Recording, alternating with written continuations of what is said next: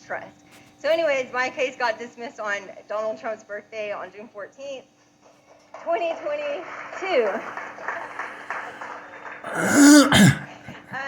While I was there with him, that weekend they had a seminar in Keene. I could have gone home because my case was dismissed, but instead I stayed to attend this seminar, and I'm glad I did because I happened to be standing next to David at one point when somebody came up to him and had asked if David could help them with their paperwork, their AOR, the Affidavit of Repudiation, which is the first step in becoming an American State National.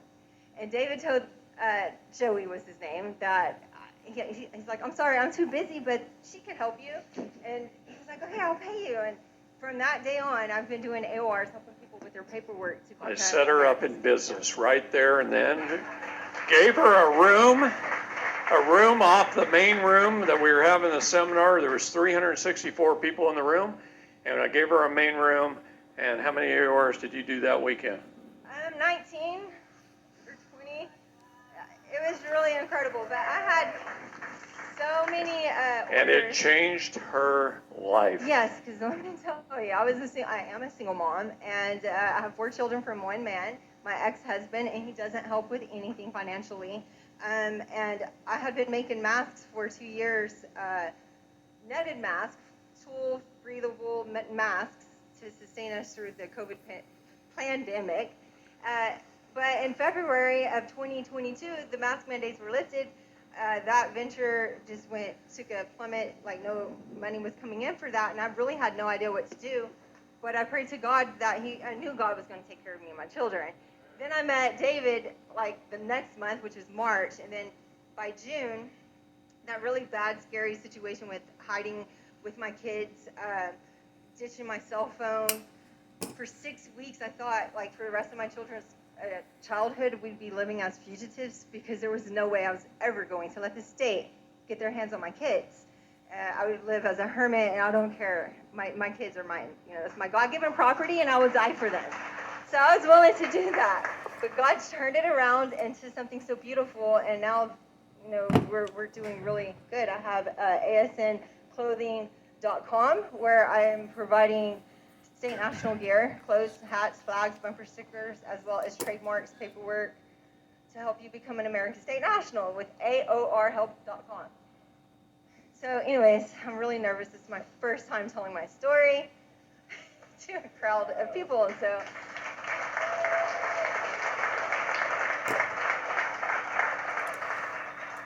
I am very thankful for David and Bonnie. I've seen them work tirelessly helping people. They helped me and my kids. They didn't ask for a penny. They helped us for free. And after they saved me and my kids, I shared my testimony on my channel on Telegram. My channel is General Flynn Exposed. It's also called General Fully Exposed. But when I shared my testimony of how they helped me get my case shut down, a mother reached out saying that CPS had kidnapped her kids the day before, and she really wanted them back. And I contacted the girl. CPS had kidnapped her 2-year-old and 6-year-old during a traffic stop when she wasn't even arrested. She was detained for questioning, and CPS came and took her kids out of Maine. And they threatened her with losing her parental rights. They took her kids on July 4th, and on July 11th, they had a hearing for her custody. And me and Bonnie worked on her paperwork over that weekend. July 11th was on a Monday. And we had her paperwork done by Sunday night. She went into the courtroom on Monday at 8:30, and they wrestled this girl, intimidated her, didn't want to acknowledge her paperwork, kept trying to force her to accept a court-appointed attorney, kept trying to convince her that she'd have to accept social services family planning agreement in order to have access to her children. But she stood her ground. She refused to contract. She didn't even enter the bar of the court. She stayed out in the pews to argue her case. The courts kept recessing. They didn't really know what to do with his mother, who wasn't backing down. So every time they'd recess, she'd come outside the courtroom and call me, and I just happened to be with David and Bonnie. So she was getting one-on-one coaching this entire time. For 4 hours, they wrestled this girl in the courtroom, and she was at the point of like almost wanting. She was just exhausted. But we just kept encouraging her. we kept encouraging her to just stand and fight. And her husband was wanting to just give up and accept the court-appointed attorney. They intimidated him. They wore him out. He was scared. And I got him on the So phone I and got chewed him on the up. phone with David. I was like, David, will you please talk to this woman's husband? And he said yes. So David took the phone in the room, and I sat right next to him. He was on one chair. I was on another chair on the edge of my seat. And David told this guy, he said, I've been fighting cases, CPS cases like yours for over 30 years, and I've seen over 1,000 cases just like yours. I'm going to tell you what happens. If you go in there and do every single thing they tell you to do and jump through every hoop that they give you, there's a 90% chance you will not see your kids again. But if you do what I tell you to do, there's a 50% chance you will. And so he said, okay, and he backed up, and he let his wife handle it. Within an hour, she called me. It was 12:30 p.m. She called me that they had dismissed her case, and she was getting her kids back that day at 4 o'clock. And she did. She got her kids back that day at 4 o'clock. It was very incredible to see that their process does work. Sometimes it doesn't, because every case is different, and every parent doesn't do the same thing, and they might contract unknowingly. So it's just a very risky, sad business with the child trafficking system that we have in America, where they kidnap children from good parents. Anyways, it's really sad. The corruption in this country is bad, and it's time to be. It has to be changed, because we cannot continue living this way. We can't raise our children to where they could just be kidnapped and taken. We have to fight for them. Anyways, I wanted to introduce to you this book. It's called The American Sovereign. It's how to live free from government regulation. It teaches a lot of stuff that David teaches in his seminars. It goes on a deeper dive on how to talk during a traffic stop, about the right to travel, how to stand in court, how to put your business and yourself into a trust, how to not have to pay taxes anymore, how to rescind your social security number, how to live free from government regulation. This book is really hard to get. You cannot buy it on the internet. If you buy it from the publisher or the author, you have to get a postal money order for $75, mail it to him, and then he'll mail you the book. So it's really hard to get, but I'm offering it to you for $80 at that table. And if you could get a book, this is one that you would really benefit from. If you do get it, do not loan it out, because you will not get it back. And I have civil peace flag shirts. I have a sale on my shirts right now. They're normally $25 each. If you buy 3 or more, they're $20. I just put all my inventory online, and I want to go digital, so I want to get rid of my inventory. So. Okay, your time's up. Okay, bye. Thank you. Nice to meet you. Thanks for listening to me. Hold on. Katie's like my daughter. Her children are now my grandkids and part of the family. And she's the best mom I've ever seen. She is attentive. She teaches her children at home, homeschools them. She works for me full time and then some. She's up half the night taking care of the Telegram channels, all the social media, handling all the orders, handling all the straight event stuff. I mean, I cannot tell you how much she does for me. And now that Bonnie is where she's at, she's taken over Bonnie's job too. And she is incredible. I couldn't do this without her, especially recently. And I wanted to let her know.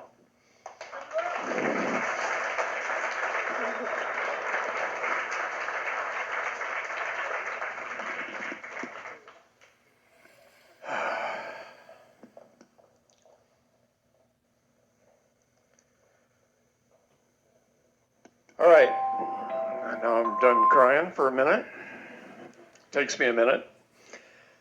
I got Dave Wagner and his beautiful wife back there in the corner, and everybody's wondering, what do they do? Well, let me tell you something about them. I'd been talking in my seminars about how important it is to own your own property, that you can't be a king unless you own your own castle, that you've got to own some part of land, and you need to land patent it. And that having that land patented property helps you when you go obtain your Sesta QV trust. When you go in front of that federal probate judge to obtain your trust, it's really important that you have superior titles of ownership to prove you are the king. And it's hard to be the king without a throne. and you don't own your castle, it's pretty tough. Now, I also understand that a lot of people are coming from a lot of different backgrounds, and there's a lot of people who live in apartments, condominiums, homeowners associations, and so forth, that can't get a land patent on their property, or it's not. Homeowners associations, you can get a land patent on your property, but sometimes you piss off all your neighbors because you tend to do what you want to do, and the reason they formed a homeowners association is so they can tell you what to do. And so you end up getting in a little war. So it's very important to own, and most people can't afford their own land anymore. So I've been talking about buying property in Texas, because Texas is unique. In all of the United States, it's the only state that when they rejoined the Union after the Civil War, they did not cede their, or it was actually before the Civil War, it was 1850, the offer of compromise. Anyway, is what it was called. Anyway, they did not cede their land to the United States government. So in all the rest of the states, you go through the Bureau of Land Management to get a land patent, which used to be the General Land Office. But in Texas, you go through Texas to get a land patent. It's different. And so we wanted to buy properties in Texas and divide those properties with the permission of the counties. That was fun. In order to sell people a piece of land that they could afford and give them a grant deed on a land patented property. And so we bought property, carved it up into 1 cubic yard pieces, and we can sell you a cubic yard. And you will have a grant deed on a piece of land. And people say, what can I do with a cubic yard? Well, nothing. You can go out there and visit it all the time if you want. We're going to buy additional land, and eventually the land's going to get nicer and nicer and nicer until the point where we've got literally a large piece of property with a clubhouse, a place to hold meetings, an outdoor recreation center, and RV spaces. And you can take your RV and go park on a piece of land, and if you buy one piece, any piece, that's part of the private membership association of land, and you have a deed, you can use any land that we buy in the future. Isn't that cool? So, what's the price? $387. And you get 9 square feet of Texas. And you can be a Texan or a Texian. Now, you know what the difference between a Texan and a Texian is? This is going to be fun for me right here. Because I was told wrong when I moved there. I had to learn what the difference was. A Texan is a white Anglo-Saxon who lives in Texas. And a Texian is of Spanish or Native American descent. I did not know that. Learn something new all the time. So anyway, go see them in the corner and buy your chunk of Texas. And it doesn't seem like much, but once you get that deed in your hand, use it. Put it in your file. Use it as a grant deed. You don't have to tell them how big a piece of property you own. That's the thing. If you did that, if you had to do that, they'd be regulating you. That pretty soon they might say, no, you got to own at least 10 acres of Texas, or 100 acres of Texas, or 1,000 acres of Texas to be a king. See, they can't do that. So it doesn't matter the size of the land. It matters that you are a landowner with a grant deed. Now I know countries like Scotland and Germany, I can buy 1 square feet of Scotland and be a Scottish lord. Same with Germany, 1 square foot. And they charge several $1,000s for that, and they give you a deed, and they give you your lordship. Well, who the hell wants that? This is more important. It's right here in America, and we've made it available to hundreds of thousands of people because we're buying enough land to divide it up into hundreds of thousands. And we're not making hardly any profit. This is for a different purpose. The purpose is so you can be a king. And God says, I am the King of Kings. He never said he's the king of slaves. And he, all through the Bible, he tried to lead the slaves out of captivity to freedom. And we're all supposed to be free. And he didn't create any borders. He never created borders. So that's a great opportunity. Really unlike anything else. No one else does that. No one else made the effort to go out there and buy property and invest money in property, get permission with the county, put it in land patent, divide it up to where we're getting the deeds. It's really an incredible thing. So if you go to the county and you tell them your property taxes are $800, let's just say, I'll just use a round figure, $800. But if you do it our way, and there is no property taxes, just your filing fees alone, you're going to make $227,000. Are you willing to do that? And the county starts to think, oh, $227,000 is much better for our county than $800 a year in property taxes. We could better fund government. And that's what that does. Okay. I don't see Marcella, so I'm going to pick on Tony for a minute. Stand up, Tony. MCO titles. There's been a breakup in his company for a while, but Tony started it.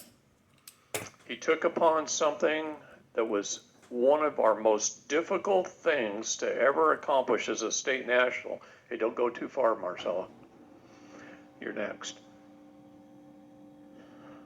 She doesn't know she's doing this. But I can remember trying to get MCOs out of states, out of the DMVs, and it was almost impossible for state nationals to do it. State nationals in my group in Oregon, I only know 2 people that were successful in 20 years of getting an MCO out of the Department of Motor Vehicles of the state of Oregon. 2. Both of them worked over 2 years to get it, and I was one of them.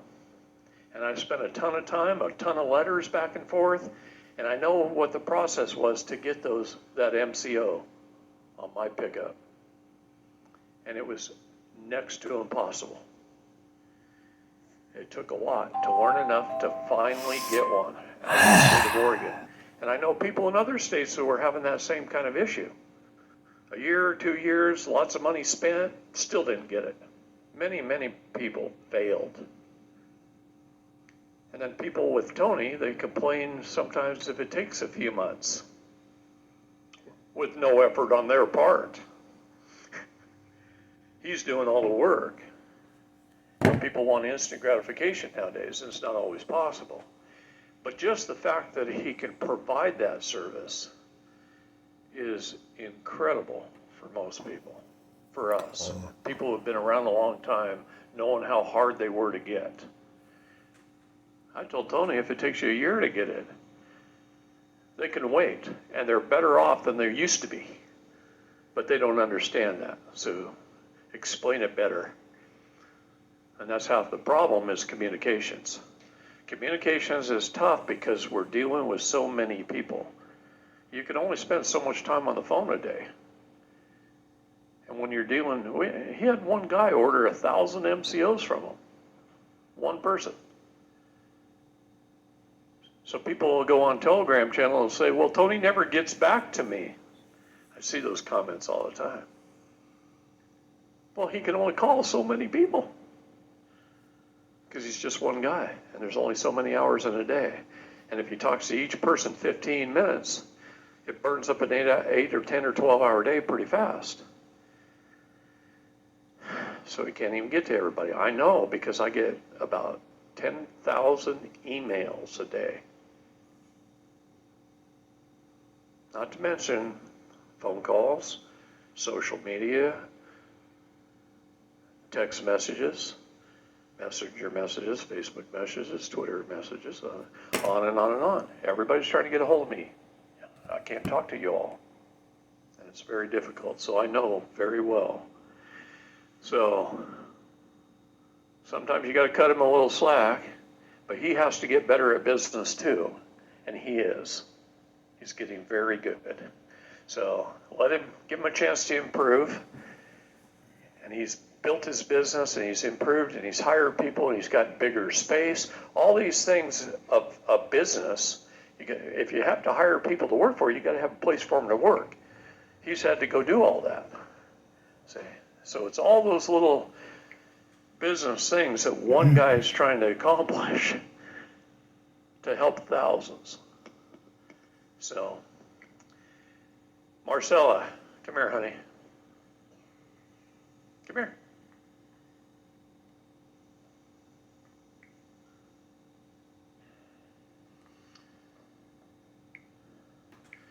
This beautiful lady and I have been through a lot together for a lot of years.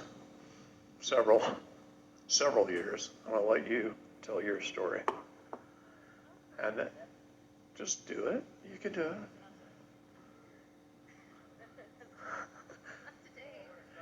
Just make it short and sweet, simple. Come on, you can do it. They want to hear.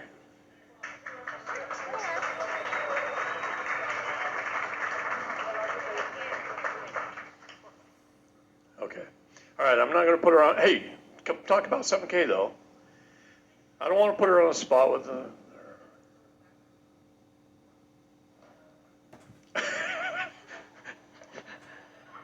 Hey, trust me. It was really hard to ever get her to talk in public quite a while ago. She's one of the smartest people I know. She's got a brain that won't quit.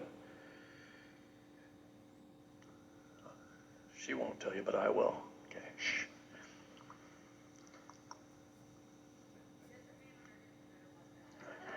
I know, I saw it.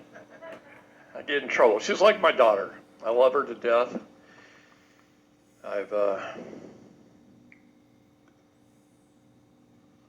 had to haul her around for a while, protect her. She was literally being hunted, and her kids were taken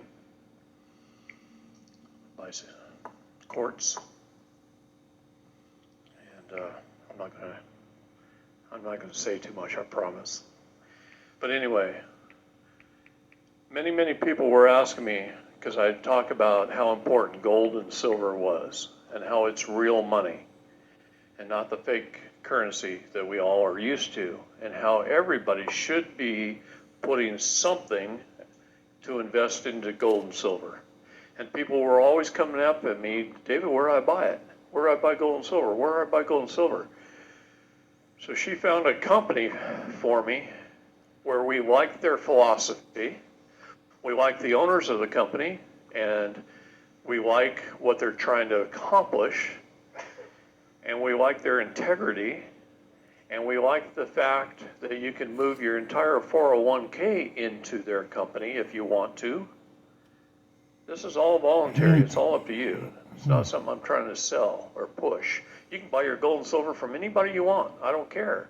But I suggest buying some, having something to hold of value, some equity, especially when you go into federal court to gain access to your trust. Take some in with you. I take in 40 pieces of silver. There's a reason for that, isn't there? He recognized it right off when I said it. Saw its face, okay? There's a reason for that. It's important to have assets that are real assets. I keep a lot of it, okay? I think it's incredibly important. And it's good trade value, and it's a good investment. So she brings 7K medals to the company, to this organization of state nationals. And it's something that's, I believe, is very important to all of us. She does a lot of other things, PMAs, land patents. She's working with some of the technology so that she can do that and help people in her area. And we'll talk more about that tomorrow. But she's an incredible asset to have. I love her very much. All right. And you've already met Dr. Buzz. I've already talked about Rob and Neil. And of course, Becky. It's kind of like a little right hand. Helps them out dramatically. I just don't want to miss anybody. Amy, come on up for a minute. Come here.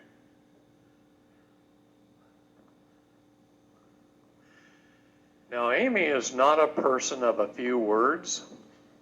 I'm going to tell you a little story. I remember she called Bonnie and I about 11 o'clock one night after we just crawled into bed. And I literally put the phone on the pillow between Bonnie and I so we could both listen to Amy. I'm going to embarrass you a little bit. I love her to death. Anyway, Bonnie and I proceeded to fall asleep. We'd had a long, hard day. I woke up at 3 o'clock in the morning, and Amy was still talking. Yes, as you left. I'll keep it short. Okay, now you get a little story. All right. Hi there, I'm so excited to see everyone, and I'm so excited to bring the Sprint for Humanity van to David's event. We are literally rolling in from being in Vegas for a few days and then driving through, so excuse us being a little bit tardy. We also had a little incident with diesel getting splashed all over me, which that's one of my biggest fears, but I just lived through it, so I'm not fearful of that anymore, thank you God. But I bring to the table a little bit of a different perspective. I have a frequency bed. Everybody knows that our whole entire thing is frequency, vibration, and energy. Are we all on the same page with that? Do we all agree that our body has the innate ability to heal itself as long as we give it what it needs to do that? Well, that's what the bed provides. It provides resident frequency for pretty much all the things that our body is composed of, and it gets us kind of back online so that our body can do what it needs to do to help restore itself.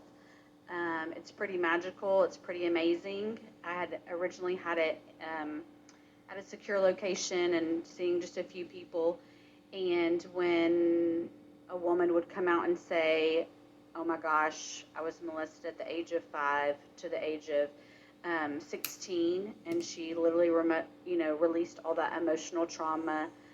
When I had a man walk in with the walker and then walk out carrying the walker, when I had a gentleman cancel his shoulder surgery because he no longer had the pain in the surgery.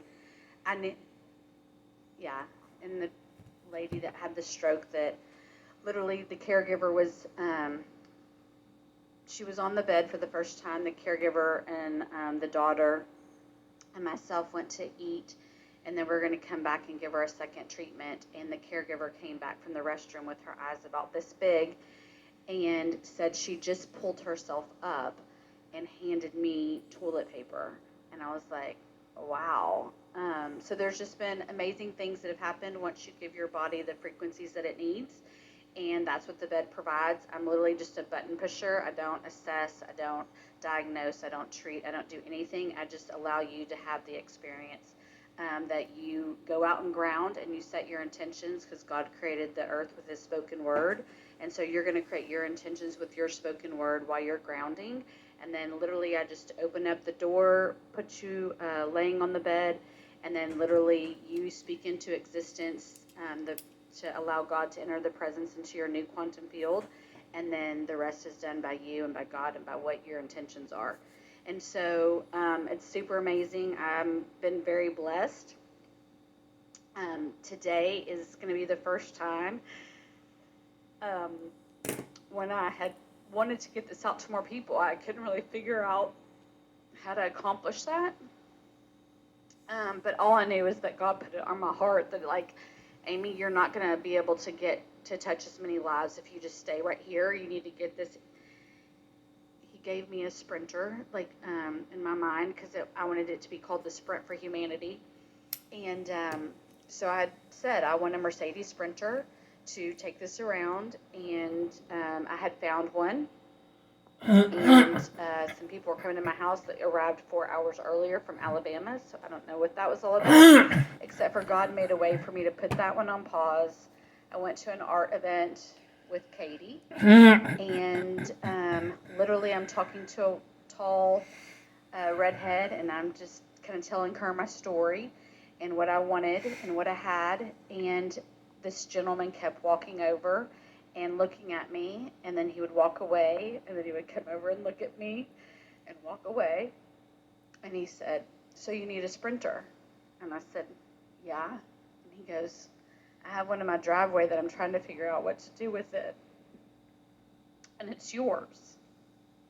I was like, "Is he drunk?" And we texted the next day. We exchanged numbers, and we texted the next day, and I did give him kind of an out. He said, "No, it's yours. Come pick it up." And so today is the first day that he's going to get to witness what a weekend looks like of helping people every 30 minutes. Just see their faces as they get off. He's been with me in Vegas, and he got to witness it as well, but that was a select few, and this is going to be every 30 minutes. Someone gets off the bed with just a different perspective of life, and I'm excited that he's with me today, and his name is Rich, and he's right there.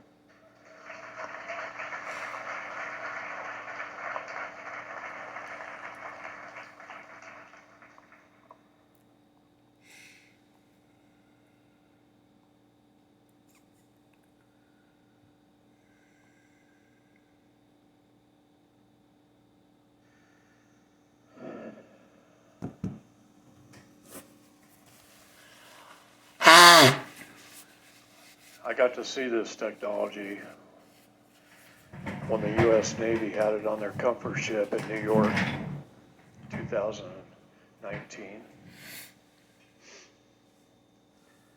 And when President Trump, right before he left office, he released all the patents so the companies could start producing. And various companies jumped in, and because the Navy only controlled most of that, and companies jumped in and started producing. And they all have, of course, different prices and quality levels and different things that they do. And everybody is, all these different companies are producing, and there's very few that are accessible to the people. And the key, if it's not accessible, well, then it doesn't help very many. And so we're trying to get these things to you as you need them. And it's really incredible stuff. My wife Bonnie has owned a company called MedSurge in Texas for a while, with hyperbaric oxygen treatment, foot baths, foot spas, various things that help heal you, herbs, a lot of different things that help heal the body. But adding these technologies is just increased that a lot.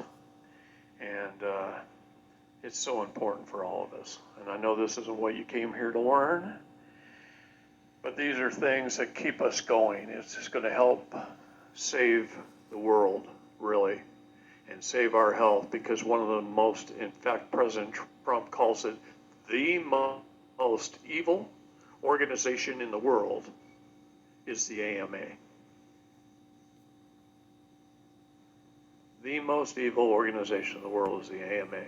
Your doctor.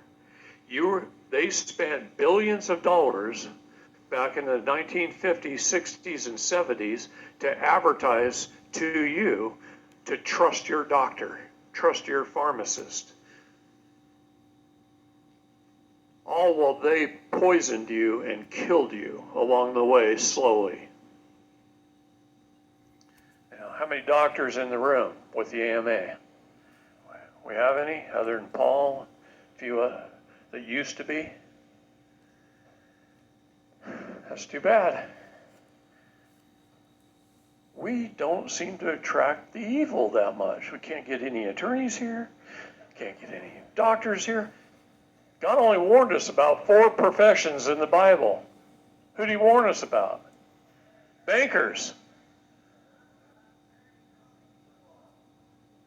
Teachers of law.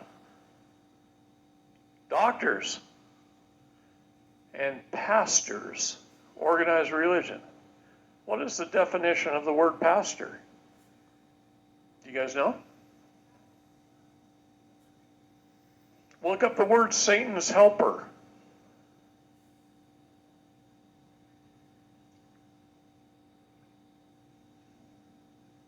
He warned us about organized religion.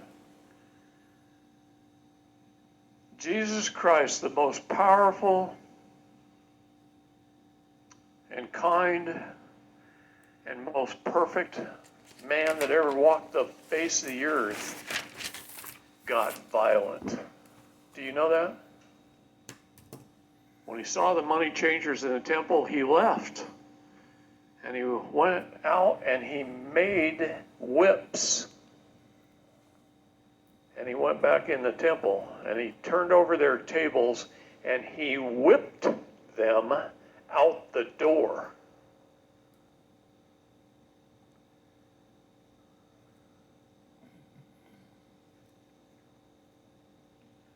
I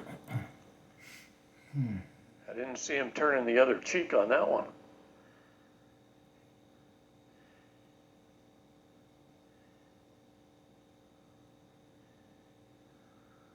There's going to come a day where we're going to have to do that again and follow in his footsteps. And it's coming fast. Everybody knows in this room, right, that the United States government is a corporation. Okay? Incredibly important to know. What is it?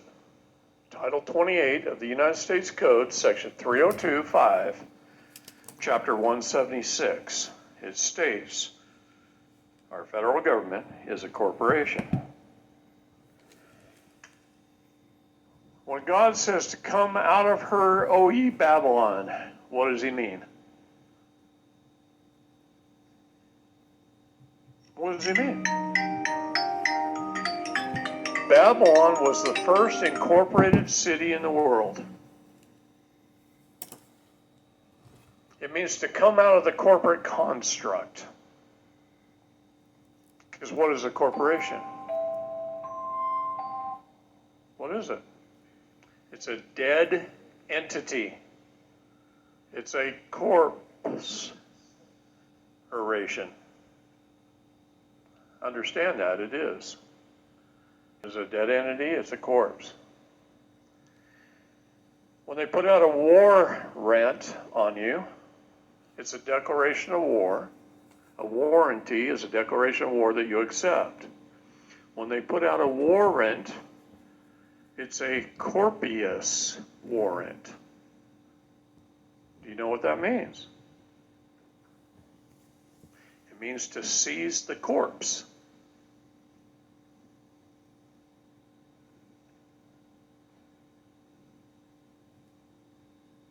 To seize the corpse. You did it to yourself. You know how you did it to yourself, do you? Okay. You gave up your rights by being a citizen, person, resident, debtor. I can keep going.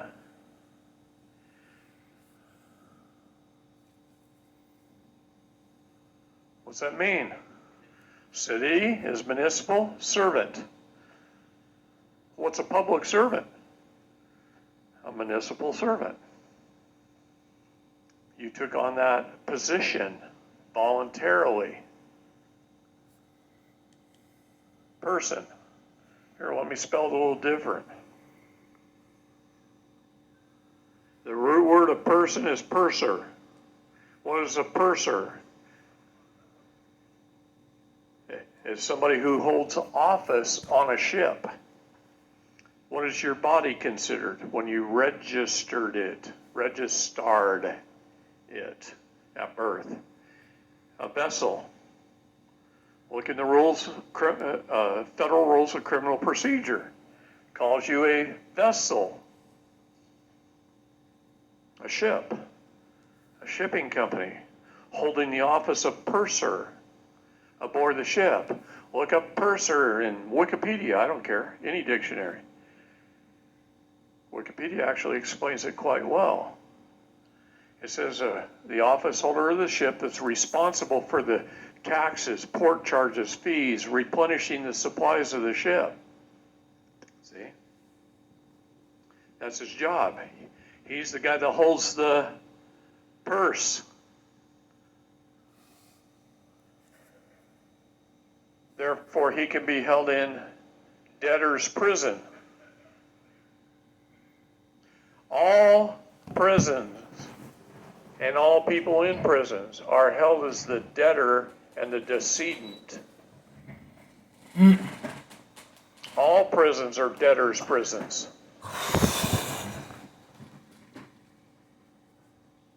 And our laws say there's not supposed to be any debtor's prisons.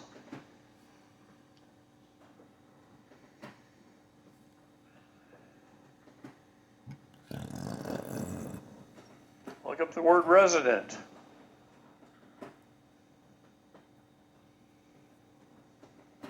Someone there temporarily to do business. By living in, remember my cute little map I drew with all the districts? By living in use of your zip code, it puts you in a federal district. Just because you use your zip code. That's why the federal government can come into the state of Florida and arrest you, and you're tried maybe down there in Miami, the court that President Trump went to, which is a big ship at Florida docks with the lawn as waves. Look at it from Google Earth, guys. It's a ship. All federal courthouses are ships. The old 9th District Courthouse in downtown Portland, a big square building that takes up an entire city block. You walk in the door, what you're seeing on the outside is just the dock. You walk in the door, and it's a curved wooden wall that goes up. It's a wooden ship inside that building, that dry dock. And it was built over 100 years ago. It was built in 1865. Showing that they're admiralty courts. The ships at the docks. These are our federal courthouses in our districts. That's the 9th District in Portland, Oregon. California and Oregon are 9th District courts. So to be a resident using your zip code means you live in Washington, D.C., and you reside in Florida temporarily to do business. And you live on residential home, that's your place of business.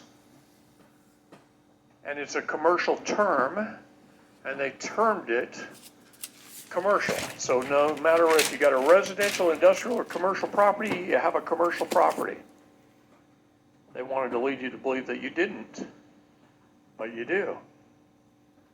Because they can only regulate commerce. Government can only regulate commerce. They can't regulate your private business affairs and your private lives.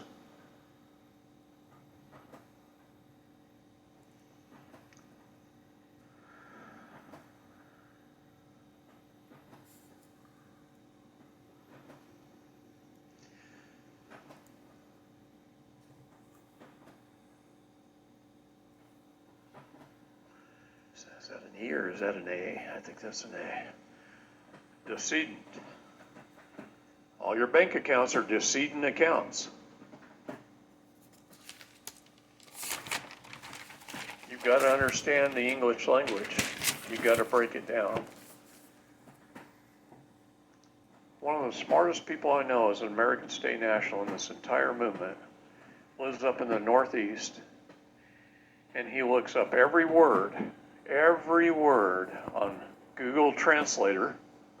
So I'm not a fan of Google, but he looks them up in English, Latin, and Hebrew.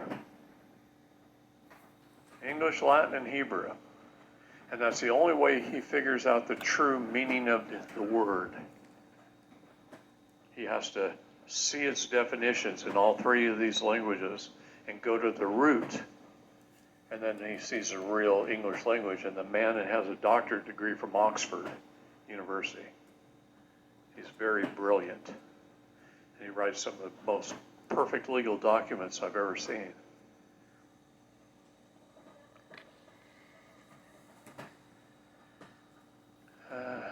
Yeah, a little bit. Yeah. But this is what he does.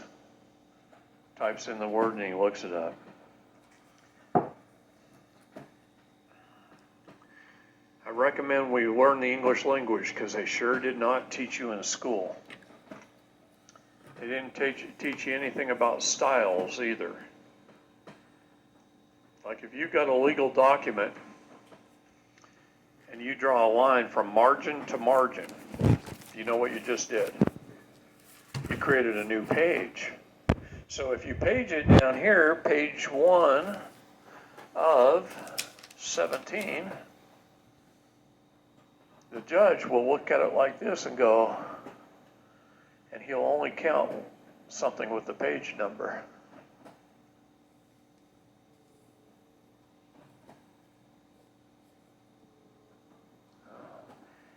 Why do legal documents that attorneys write have lines and boxes all over them?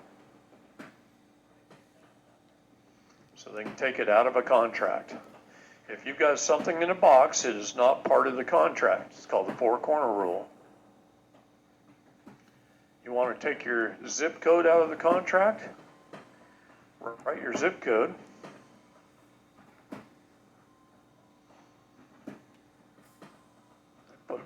Put corners around it.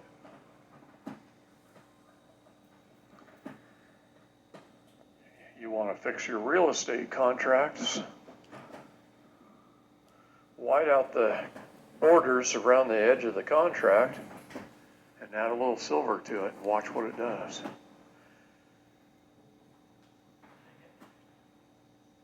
That's a little helpful hint there.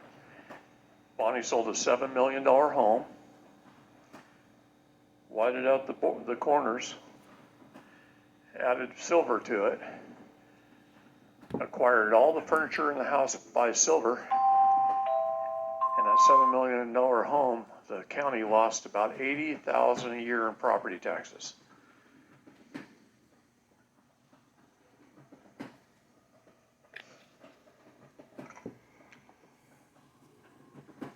Private contracts between the buyer and the seller.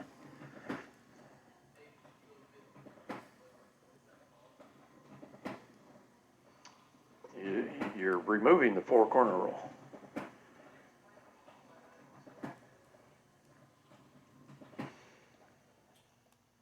No, not yet. Maybe tomorrow. Don't jump ahead. All right. Let me tell you something. We just recently had a court case where the gentleman that was involved, who had studied under me, had brought up the Sesta QV Trust in the courtroom. And everybody got quiet in the courtroom, and the judge looked right at him and told him there's no such thing. Now, this is a beautiful thing for us when they do that, because I can't deny it. So, this is understanding the Sesta QV Trust Act of 1666. Now, this is a document that is in my book that you can buy. It's called, well, before I tell you what it's called, the source is the Columbia Law Review. Volume 17, number 4, April of 1917. Now understand, the banking had been in business at that time for 4 years, right? 1913, 1917. On pages 269 and 290 was the source. This was published by the Columbia Law Review Association, Incorporated.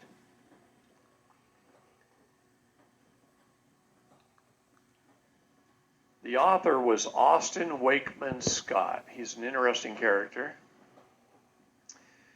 He was an alumni, a college professor of the law school. He was a student there, had graduated there, and he wrote this paper called The Nature of the Rights of the Sesta Q Trust. Now, when a judge says, oh, that doesn't exist, you say, oh, so Columbia Law Review was wrong? The law school was wrong? Because the law school has published many articles on the Sesta QV Trust. This is just one of them. And it's a document that explains the trust pretty well. Okay? There's reasons why all of everything that I teach you is backed up in writing. It's out there. I would not have survived in this country for 35 years putting on seminars. And by the way, I have put on seminars in Scotland, Ireland, England, Italy, Spain, Australia, New Zealand, all across Canada, and South America. And the seminar I put on in Keene, Texas, with 364 people in the room, there was another 150 or so on Zoom. We had a man in the room who was from Peru, and his brother is a preacher in Peru. And his brother signed up for the Zoom through Rob, and he put that through translation, and an entire 3-day seminar was shown in churches in 5 countries in South America to more than 10,000 people for 3 days. Let me tell you something. This is why it's getting all over the world. Germany did a documentary, showed it on their largest television station, interviewed me. This was about 1.5 years ago. And it was entitled, The Critical Difference the American State National Movement Has Had on Germany and Eastern Europe. And that was the title of the documentary. The Critical Difference the American State National Movement Has Had on Germany and Eastern Europe. I got to tell you right now, I'm very excited. There are a whole bunch of documentaries coming out over this summer, and we're making more now,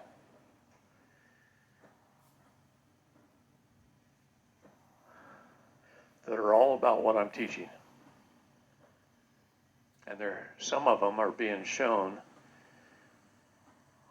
on TV and in movie theaters across the country. Go ahead. Any United Nations nation is being treated the same way. Every United Nations nation followed England with the Cestui Que Vie Trust and how we are all treated as human trafficked persons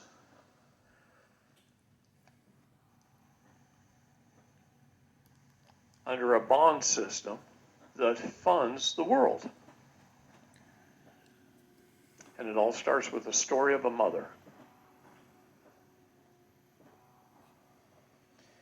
I don't even remember how long ago.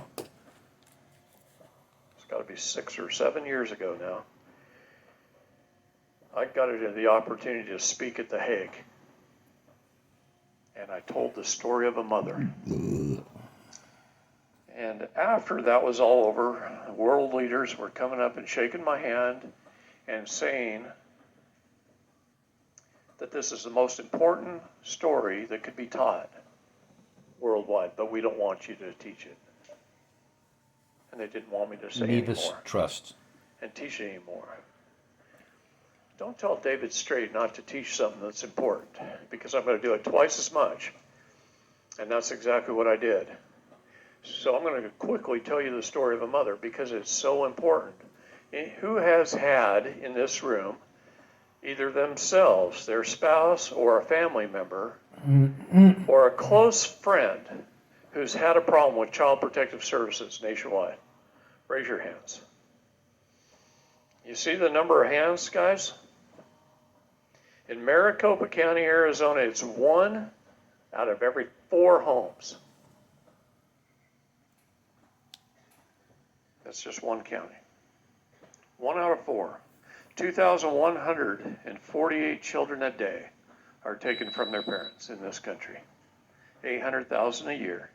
Every child's worth $3.3 million to them.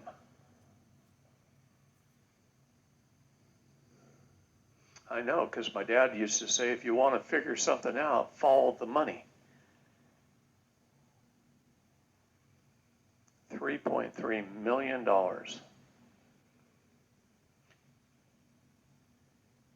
And that doesn't even include the child support. What do I mean by that? Well, let me use Texas as an example. Texas is the second highest paid state by the federal government if they can force someone to pay child support. California's first, Texas is second, New York is third, and Florida is fourth. So let me give you an example. If you're a young father and you go through a divorce, or if they just take your kids and force your family to separate, and you have to pay child support, and the state can make you pay $1,000 in child support each month, in the state of Texas, they get $12.29 from the federal government for every dollar they collect. So the state of Texas gets $12,290 in federal funds out of Title IV of Social Security for forcing one young father to pay $1,000 a month of child support. So why do you think the state comes after him so hard?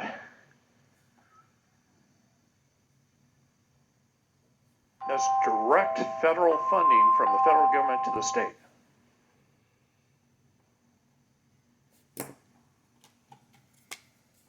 That has nothing to do with the fact that they split up a family. It has nothing to do with the fact that they took one child. Maybe they took 4.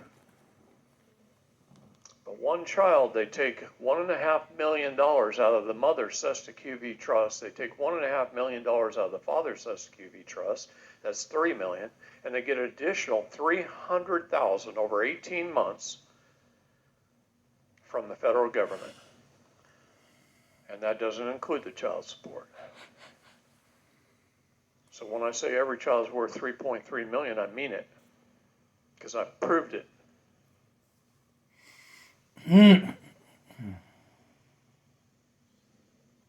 Parents, you hold on to your children's hand, and anybody that comes for them, you don't allow them to take them.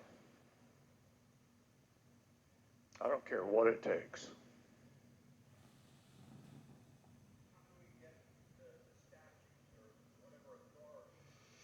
The stats I'm actually giving you are a few years old. It's gotten worse. Hell, it ain't easy. It is not easy. But there's organizations that put it out. You just got to search. I'm using numbers that are several years old. I get so pissed off all the time, and I'm so busy, I can't spend the time to relook that crap up a year after year after year.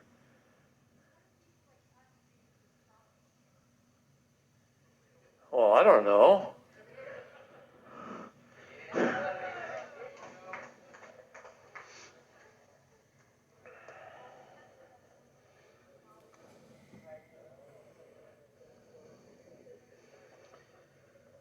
Article 9 of the Articles of Confederation. I mentioned this earlier. Article 9 says Canada acceding to this confederation and joining in the measures of the United States shall be admitted into and entitled to all the advantages of this union. But no other colony shall be admitted into the same unless such admission is to be agreed upon by at least 9 states. So right there in the Articles of Confederation, Canada is part of the United States. Don't let them tell you any differently.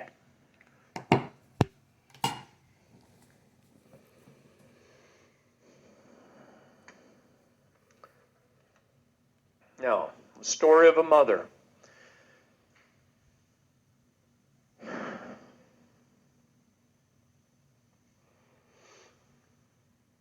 Between 1905 and 1935, a whole bunch of acts of Congress was put into place to create this system of fraud. And that's just in the United States. Other countries did it much sooner. England did it in 1666. And other countries in Europe adopted it right after England, some of them. Over the next 100 years, most of them. But we didn't adopt it until 1933.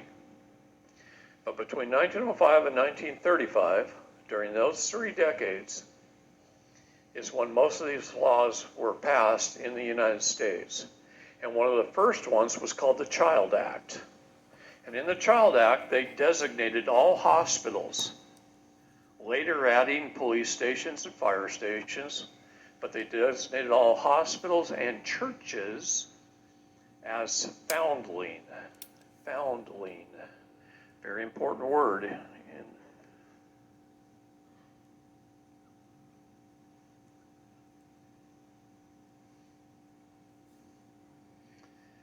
Foundling.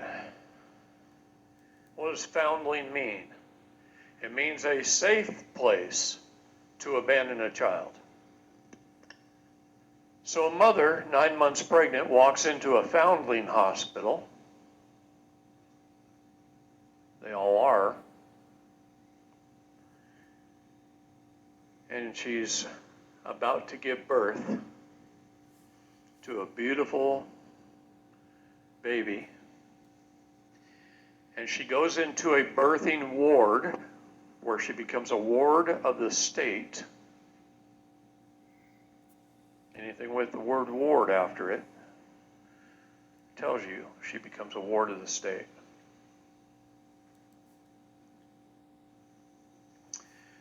So she goes into this birthing ward, and she goes through a major medical procedure called childbirth, where she's in pain, under duress, stress, and pain, and she delivers a baby. And the baby comes out of the water, is tugged through the birth canal, is docked at the dock by the dock tender.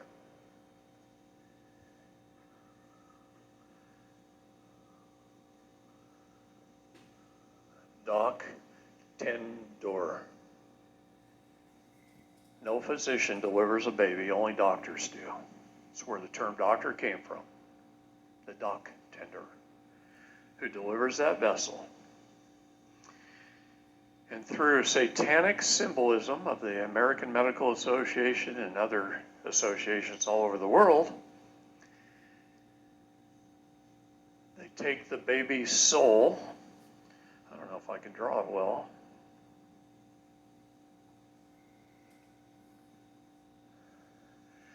And they take the baby's footprints as symbolism for taking its soul. Then they take the placenta and they pinch it off very quickly, and 1/3 of the baby's blood is in the placenta and is supposed to drain back to the baby over a period of about 20 to 25 minutes until it's completely empty. And the reason they pinch it off ahead of time is to remove the baby's blood, take its blood. And a lot of times babies die or get jaundice or a variety of other things because it doesn't have enough blood in its body. The blood has been fed through the placenta from the mother. And when that placenta detaches, the baby's blood's in it. And babies wouldn't get jaundice if they had that blood back in them. Okay? So they take the placenta, which is symbolism for taking its blood, its life. And then the baby is sent with the tug, that's the mom, that's her vessel, out to sea where it's presumed dead and lost at sea until it should return after its 7th year and claim its minor estate. After its 7th year. Why after its 7th year? What is that? The 8th birthday. What does the 8th birthday signify? It's infinity. It's the age of accountability. From that point on, it's the infinity symbol. Symbolism is important. It's the age of accountability. See, the legal definition of the word minor is somebody over the age of 18 or someone of any age who hasn't claimed their minor estate. So I don't care if you're 99 years old, if you haven't claimed your minor estate, you're still a minor. And this is why you must be represented in court. This is why they force you to have an attorney in canon law.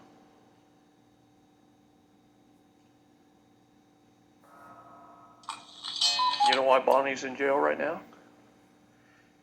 Because they put an attorney on her list.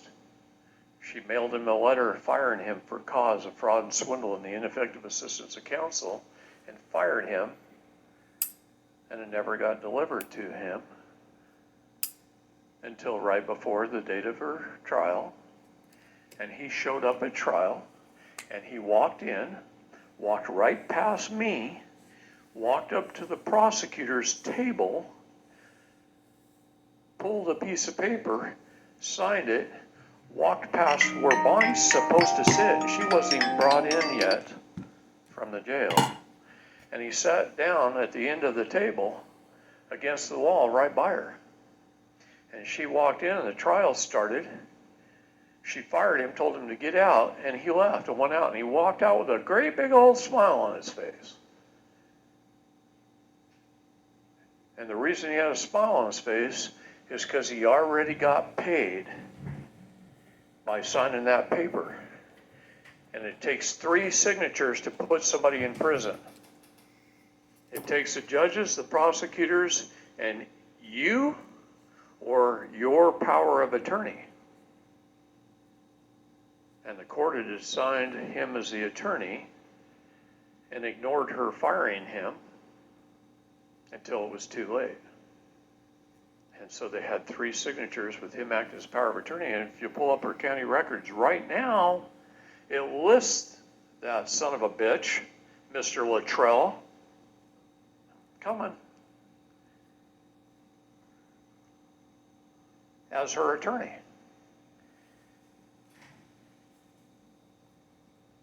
Bonnie's never needed an attorney in her life. In fact, she eats attorneys and judges for breakfast. But that's one of the reasons she's there right now.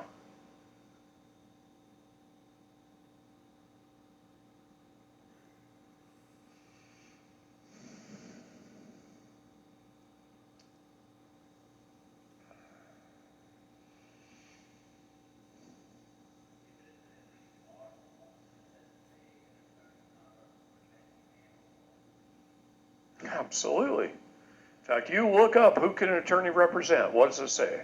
It says they can represent a corporation or an entity. They can represent a minor. That they can represent somebody incompetent or somebody infirmed. That's it. That's all they can represent. So if you got an attorney and he's forced upon you, they're deeming you a minor. They deemed Bonnie indigent. Let me tell you something. We own several $1 million worth of property free and clear. I've got at least $500,000 in gold and silver, several $100,000 in cash, at least that much in value in firearms. Did I say that? Did you catch it? Did you see why I said it? I don't own any firearms. None. Zero. That's right. I own lots of arms. I don't own any firearms. See, that's shit made up. That's the reason people like own this building have to have a FFL license. It's because they sell firearms. They don't know to sell arms. Exactly. You can't take an English language and redefine a word to make it illegal. That's shit made up. By who? Man. They weren't the creator. We never gave them any creative ability, and that's how you have to fight it. You have to fight it on the fact we didn't give them creative ability. See?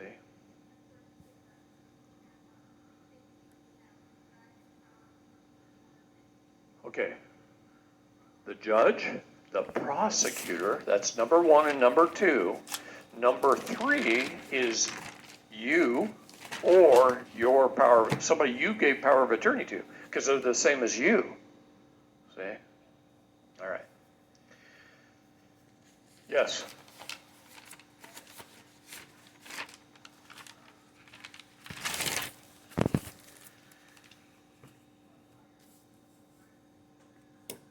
He already did it before the court even started. He came in and signed it. She fired him by letter. Doesn't matter. I'm just telling you some of the reasons that she's there and not out already.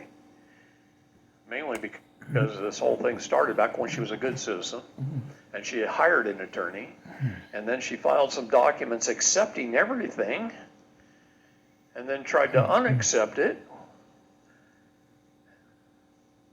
There's all kinds of reasons to it. She never committed a crime in the first place.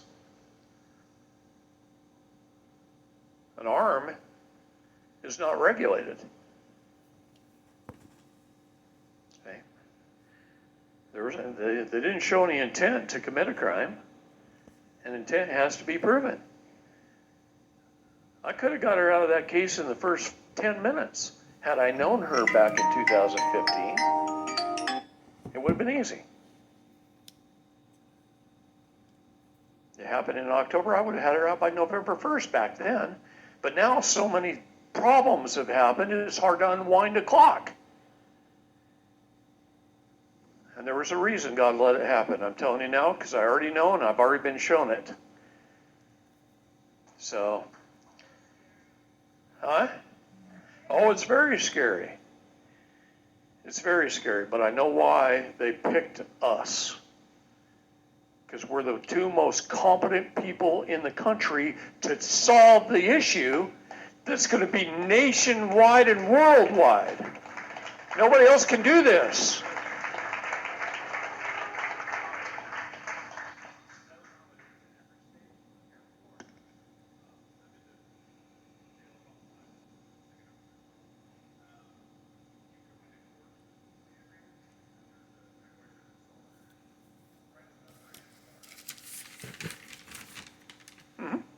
Exactly. Oh, if you know what to look for, you're going to see it everywhere. If you don't know what to look for, you won't see any of it. And that's the thing. I see it everywhere I go when I'm dealing with these people. I see it in everything that's written. Study corpus juris secundum, study canon law. Start studying the rules they're supposed to go by. Start studying the CFR. Right now, I'm going to tell you something in this country. They're doing stuff they would never have done even 5 years ago. They have gone rogue beyond your wildest imagination. The judges are looking at people right now and saying, we don't care. We will do what we want. We don't even follow our own rules anymore. We don't follow our own statutes. We don't follow our own codes. We don't follow the Constitution. We're not going to listen to you in the Bible. Spout Bible verses, which is the law of the United States. They are doing whatever the hell it is they want to do. And justice is dead in this country. And it happened about 5 years ago. There was some decisions that were made that started this.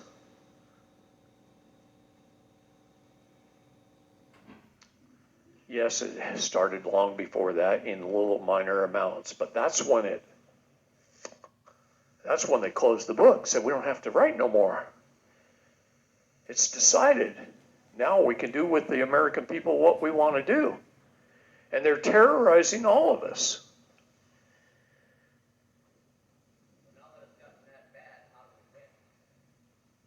We're working on that right now.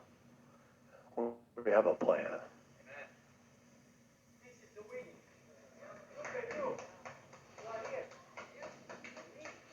30 million people have jumped off the citizenship in this country. How many people in here have not submitted your AOR? Get it done. This is a nice first opportunity to start learning this. Wait till you're more advanced and you'll see how important it is what you're learning today. But you don't even recognize it at this stage. Yeah.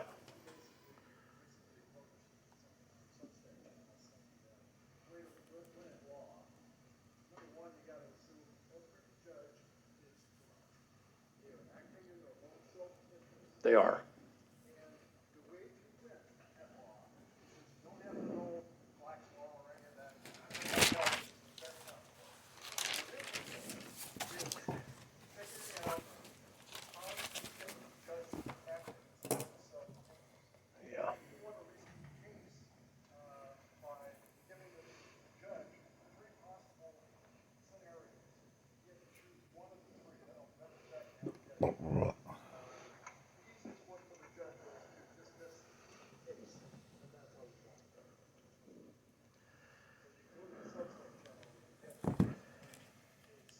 Yeah. Yeah, easier said than done. If you don't know it, it's hard to know the mechanics. There's all kinds of things we could do to get Bonnie out of prison. She knows why she's there if they don't kill her first. And understand they're trying to. And there's no doubt in my mind that they are, because they're proving it daily. They're making her situation worse and worse and worse and worse and worse. But what we're doing is so important to show that there is no justice left in this nation. I want you all to read Isaiah 59, the whole chapter. Okay? The whole chapter. It tells you exactly what happens and what's happening and what's about to happen. Where was I?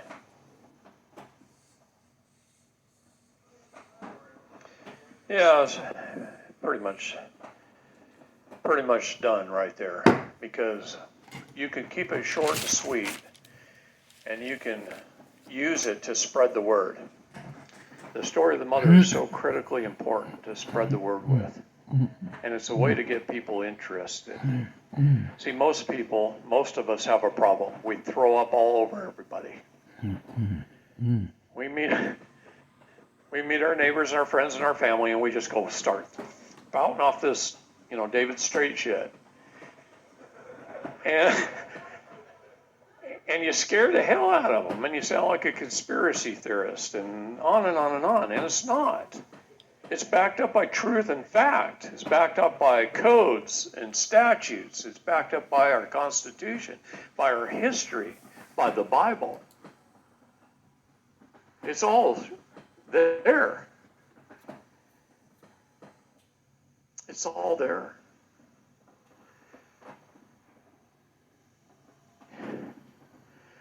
One of the places that I found, something I found 3 decades ago that helped solidify this whole thing for me, because I started out just helping moms and dads with kids who had problems with CPS. That's how I got started. Well, how did I get started? Because I took my kids.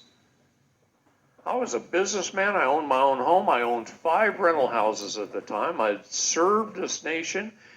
I guarded presidents.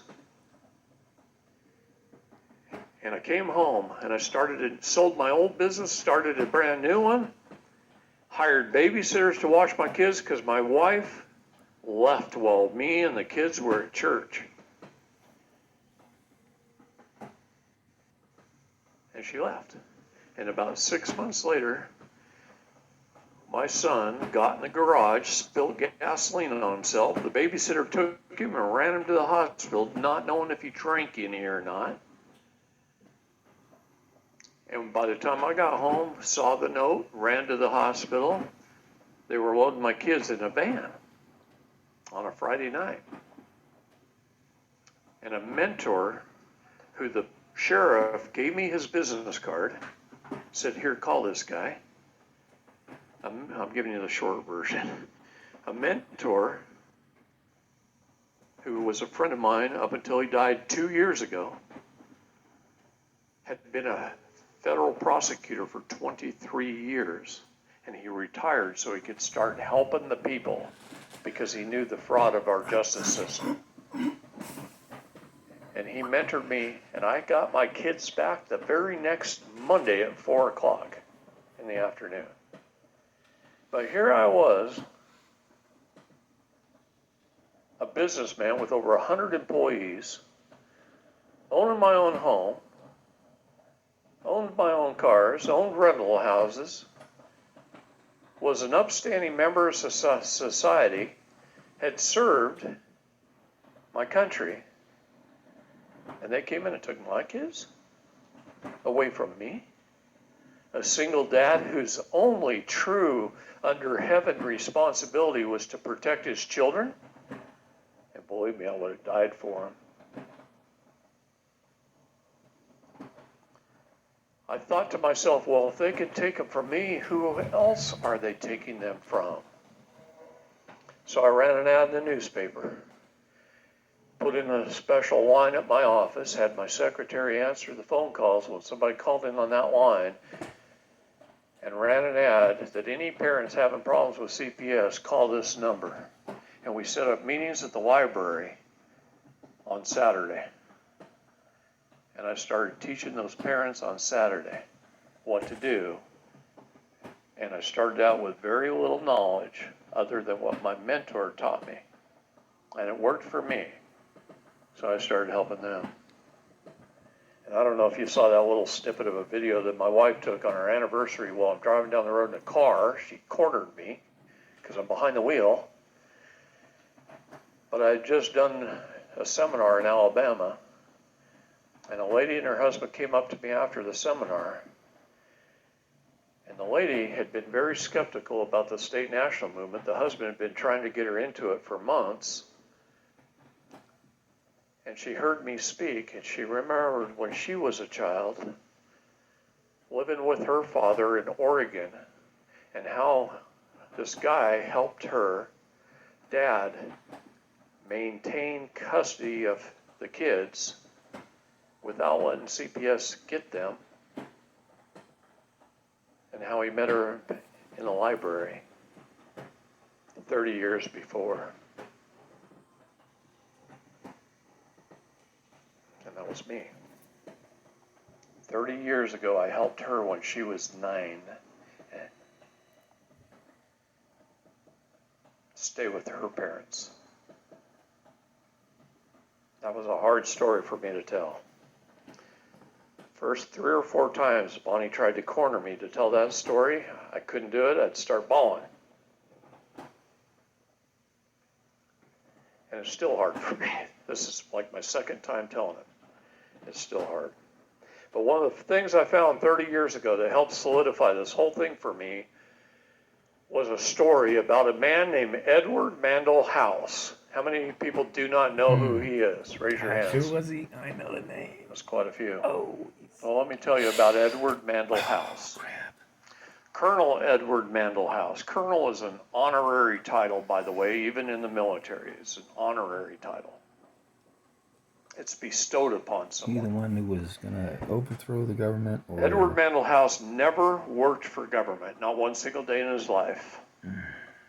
He was a Texas oilman and a billionaire, and he had Or the ear prevent them from doing it. of the bankers, and he had the ear of presidents, especially President Woodrow Wilson, who was president of the United States when all the banking things happened at the time. And I'm going to read you this. This is the excerpts from a speech that he gave to Woodrow Wilson in the Oval Office that was recorded and written down. And by the way, everything that happens in the Oval Office is recorded and written down. And most of it's classified, but over time it's not. This is the first real evidence found that our current social, financial, legal system was deliberately designed to enslave humanity. Okay? In a private meeting with Woodrow Wilson, who was president from 1913 to 1921, Colonel Edward Mandell House predicted the banksters' plans to enslave the American people, and he stated this, predicted it, my ass. He was a big part of it, okay? Very soon, every American will be required to register their biological property. That's you and your children, okay? In a national system designed to keep track of the people that will operate under the ancient system of pledging.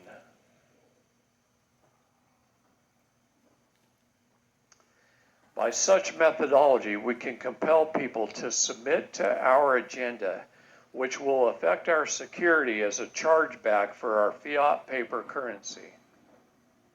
Every American will be forced to register or suffer being able to work and earn a living. They will be our chattel, our property, and we will hold the security interest over them forever. By operation of the law merchant under the scheme of secured transactions, Americans, by unknowingly or unwittingly delivering the bills of lading. What is a bill of lading? That's right, it's a birth certificate. It's a registered act of the birth certificate. See, I was born a living person on 4/20/1963. On May the 3rd, 1963, my vessel was flagged and registered and given a flag. You know, most ships in the world are registered under Panama because they have better shipping laws. And most shipping companies register under Panama. Even American ships, shipping companies, a lot of times register their vessel in Panama. Given a flag, registered the vessel, the birth certificate. Those bills of lading to us will be rendered bankrupt and insolvent, secured by their pledges. Look at Bonnie, declared indigent. Who decided that? It's in her court document. I don't think it was ever even talked about in her court case. The judge just wrote it down.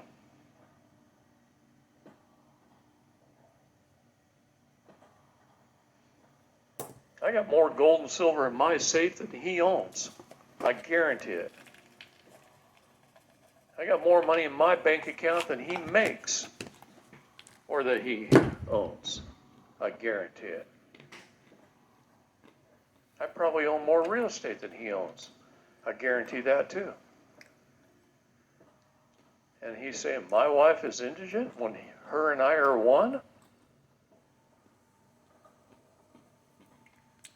We're about to have this argument, and we'll see who wins.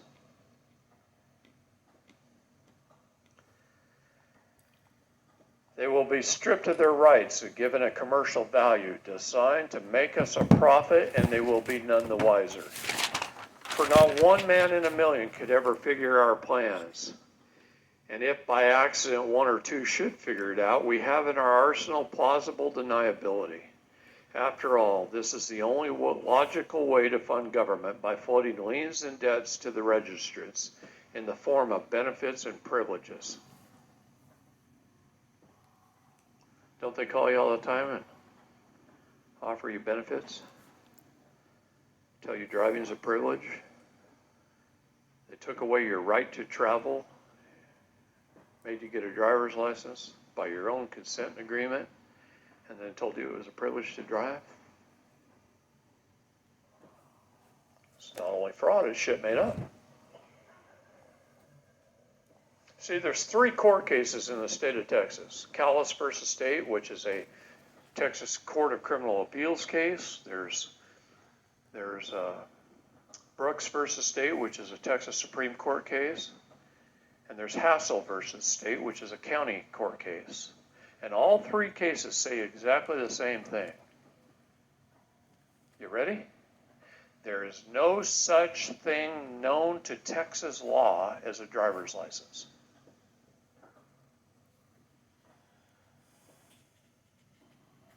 Three judges in 3 different courts, including the Supreme Court of the state of Texas, in Brooks versus State, said there's no such thing known to Texas law as a driver's license.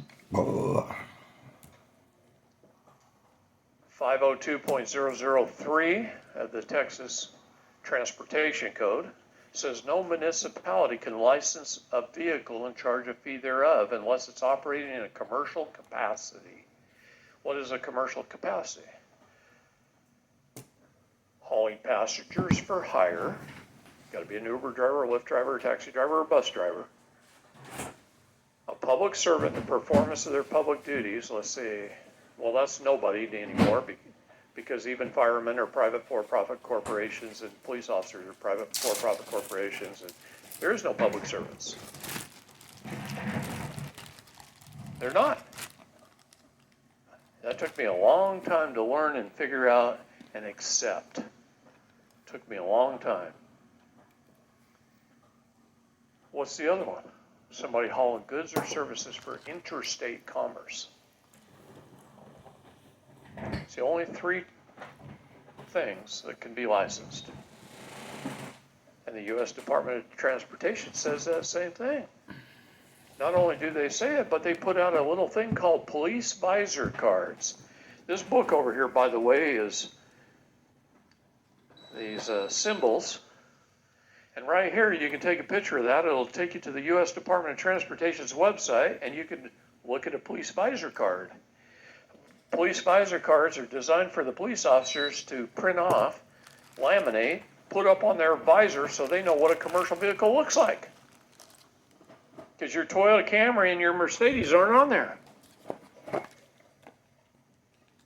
Neither is my Chevy Silverado. It's not on there.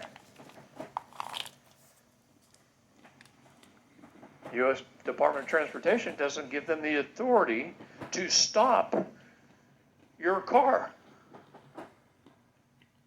your automobile. What do you think they call it? A police cruiser? Because that's a cruise ship. Why does it have blue lights on it? Why did they change from red lights to blue lights? Because they left the jurisdiction of the land where they were operating in common law, and they moved into the water, into admiralty law. And that's why they have the blue lights. It shows that they're operating in admiralty. Ask a police officer, did you know your car was called a cruiser? He said, sure. Do you know what that means? No. It means it's a land yacht and you're a pirate.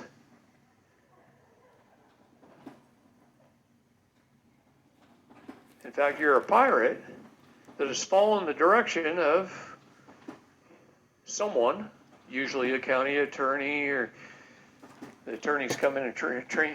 My police department that I used to be with, the county attorney would come in and train us. 114 deputy sheriffs in the room. And he'd tell us, don't stop anybody on this road, but make sure you keep them slow on the judge's road where his house is. Yeah. And they would direct us to do that. They'd say, we need this many tickets written to pay your salary. And if you don't write enough, well, then we're going to demote you and put you in the jail. You can be a jail guard with the sheriff's department. I don't know if you're with the county or what, but if you're with the county, that's what you do, because the county sheriff's departments are responsible for the jails in the county. And they'll just demote you if you're not writing enough tickets. They'll take your car away. You're privileged to drive that automobile. No. And they'll take it away. You got to understand what this all means. This will inevitably reap us huge profits beyond our wildest expectations and leave every American a contributor to this fraud, which we will call social insurance. Without realizing it, every American will unknowingly be our servant. However, begrudgingly, the people will become helpless and without any hope for their redemption, and we will employ the high office of the presidency of our dummy corporation to foment this plot against America. I think that's pretty clear. I think it's the most clear writing and statement that I've ever seen. Now, I'm going to read you a court case. Wheeling Steel Corporation versus Fox. 298 U.S. 19380 LED 114356 SCT, which means Supreme Court, 773. That's a citation. Okay? It states this. Therefore, the U.S. citizens are citizens of the District of Columbia, residing in one of the states of the Union, are classified as property and franchises of the federal government as an individual entity. Did you know that? Sure. Huh. The citation? Wheeling Steel Corporation versus Fox. 298 U.S., that means it's a federal case, 19380 L period ED 1143, comma 56 S period CT, that means Supreme Court, 773. You guys all want to take a little mini class online on how to read citations and what they mean. Because it'll tell you whether they're a state case, a federal case, a Supreme Court case, a state Supreme Court case, or whatever. Hey, David, let's take a 15-minute break. Okay.